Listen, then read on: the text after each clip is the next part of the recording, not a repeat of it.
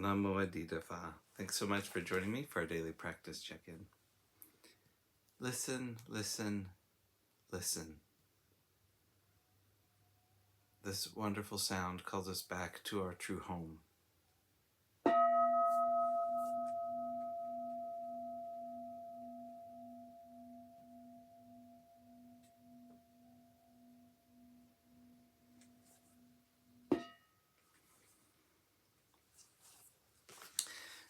The fourth mindfulness training.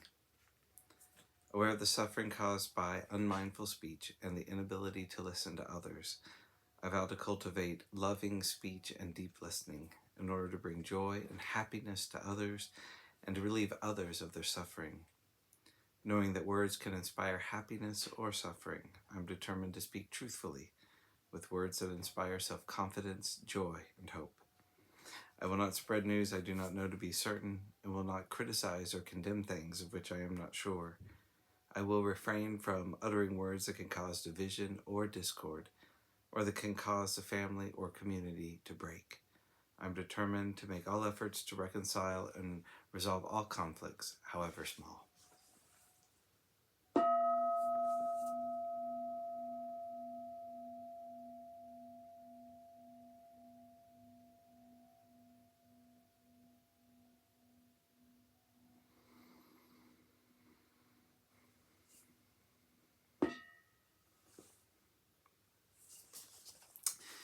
For our Dharma lessons, we've been reading More Than Mindfulness, Widening the Field of Practice by the Monastics of the Thai Forest Sangha. We're continuing in a talk by Ajahn Amaro called When the Last Breath Comes. I teach retreats on dying and death. I think the COVID pandemic has made the contemplation on death, marana sati, much more alive, no pun intended. The pandemic has made death much more real. People here are sitting outside in the breezeway instead of being inside together because of the danger of the COVID illness. So that has been a stronger presence in our life. We don't know when we are going to die. We don't know if we are going to catch the illness. None of us knows. But I feel in this situation, the Buddha's teaching is even more important than usual because it gives us perfect tools to deal with that. To recollect that death is not somewhere over the hill, but it is close by. It is near. So pay attention. One of the practices I like to teach when I'm leading retreats on dying and death is what I call a death rehearsal. It's a kind of death contemplation. It only works if you're not the one ringing the bell.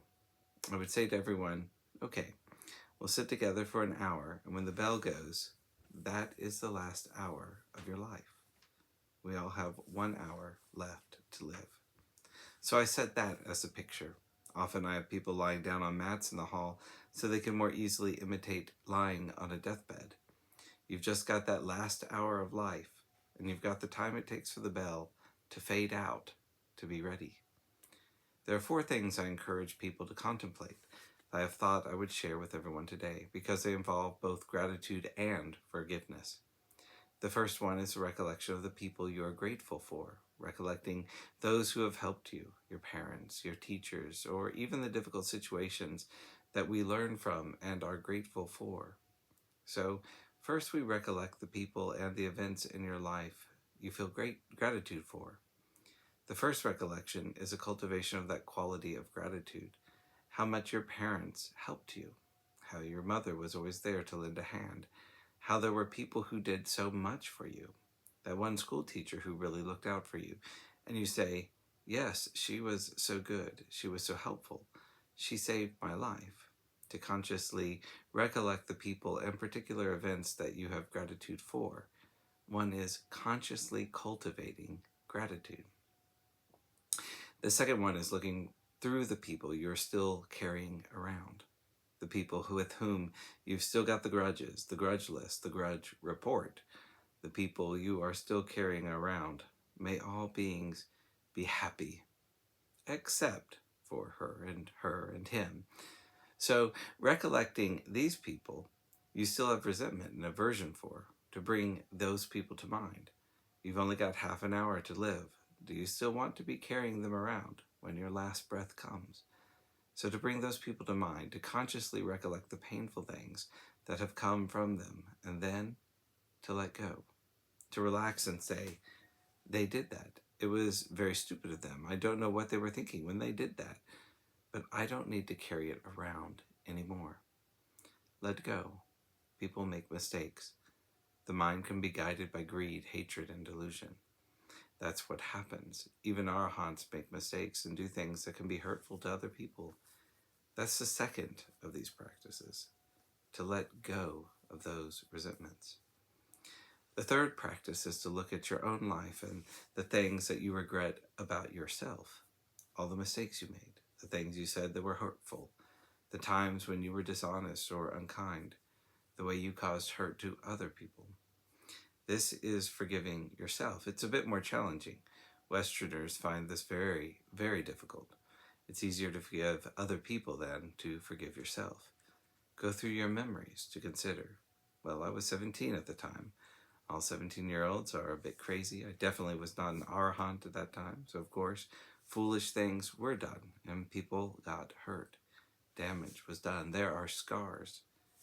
Even things that have been quite significant and important in your own life and in other people's lives. The hurt that you have given to others. Recollect all of that in the heart and say, well, I'm not glad that I did that. It's painful when I remember it, but I don't have to see it personally. I don't have to see this as me and mine. I don't have to see this as what I am. The mind was taken over by lust or by fear or by aversion. It was carried away trying to impress my friends, and damage got done. That was the cause. That was the effect. And then to forgive yourself. Again, we're not pretending that it didn't happen. This is something that can be known. It can be understood and let go of. And the fourth one is very challenging indeed. This is remembering your own goodness. Often when we think about our lives, we can remember the painful or embarrassing things we've done. But to recollect your own goodness, not to be proud about it. Oh, I made a huge donation there, starting a monastery. That's really good karma. I must have piled up a huge mountain of merit. What a lot I've got. It's not to be proud or stupid or inflated. But in Pali, this is called Chaga Nunsati. It's one of the recollections the Buddha encouraged us to make, to recollect your own goodness, to acknowledge the merit that has come through your actions, through your speech, through your efforts in life. This can be difficult to do, particularly as Westerners with our Judeo-Christian upbringing in this environment. You should never be proud or pleased with yourself. That's conceited, that's inflated, that's harmful. It is obstructive. You shouldn't think that way. But the Buddha encouraged us to recollect that goodness, not to build up a sense of atta, a sense of self, not to build up I, me, and mine around it, but to recognize it was a beautiful thing that you did.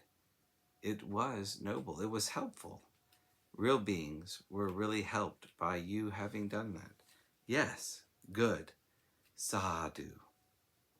As I said, this is going to be a difficult practice to carry out. Sometimes it's easier if I was Ajahn Nyanyiko and I was trying to recollect my goodness. I would imagine Ajahn Nyanyiko as my friend, and I would be very happy to praise him. If he was my friend, it would be very easy to praise him. How wonderful, how helpful. But if it is ourselves, oh no, it's nothing. It wasn't anything special. It was a small thing. We put ourselves down very easily. But if it was our friend who had helped in that way, being kind, being generous, and being always available to help others, then we would say, sadhu, how good, how marvelous. So to recollect your own goodness, to bring that to mind, and to not build a self around it, to let go. This is good. This is beautiful. Let go of that as well. So that is the practice of a death rehearsal. Recollecting things we feel grateful for and glad about. Recollecting things we feel bad about, things that are painful, that need forgiveness. And whether it has to do with gratitude or forgiveness, we let go without building a self around that.